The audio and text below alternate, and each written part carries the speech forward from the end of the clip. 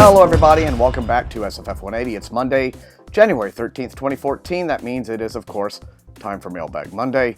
And if you haven't been able to tell already just by the sound of my voice, you're probably thinking to yourself, his voice usually is not that deep and manly. Well, you're right, it's not. I have a slightly, I'm not going to say a sore throat, but a slightly scratchy throat. Very slightly tender throat.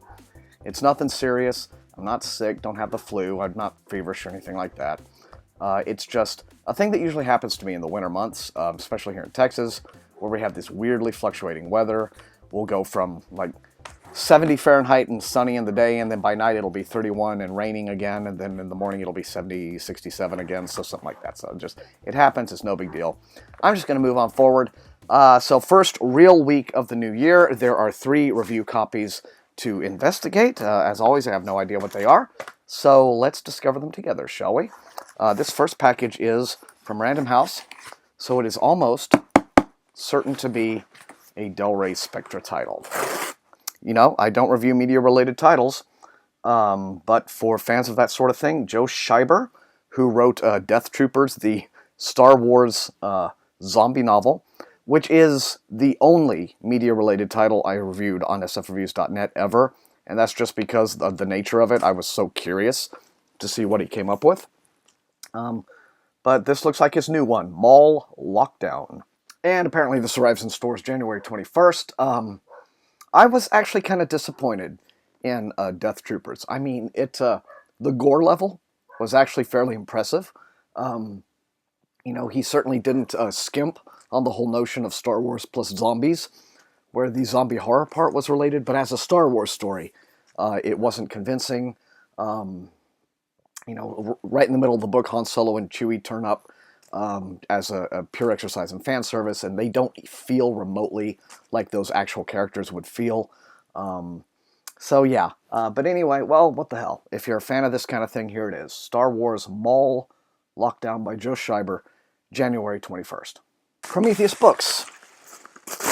Okay, this is Operation S.H.I.E.L.D.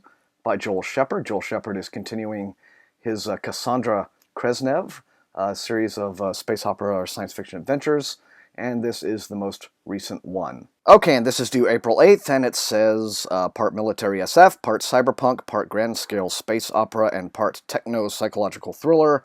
The Cassandra Kresnev novels transcend the recently narrow segmentation of the science fiction genre. That's interesting phrasing, isn't it?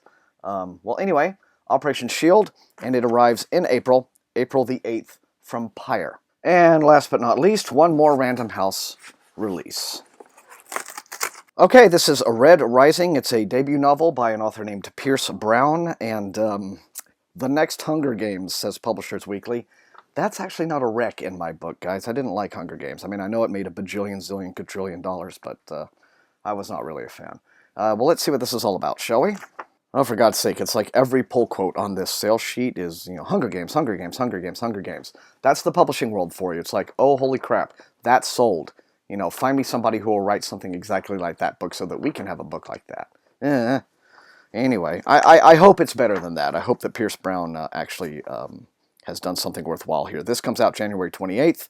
The first book in an epic trilogy is a debut novel that will start the new year off with a bang. Author Pierce Brown has written a story of a secret revolutionary driven by a need for justice and revenge.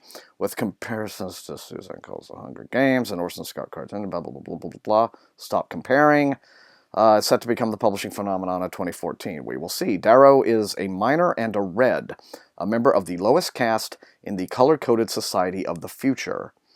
Like his fellow Reds, he digs all day, believing that he and his people are making the surface of the planet livable for future generations. Darrow has never seen the sky. Yet he spends his life willingly, knowing that his blood and sweat will one day result in a better future for his children. But Darrow's people have been betrayed.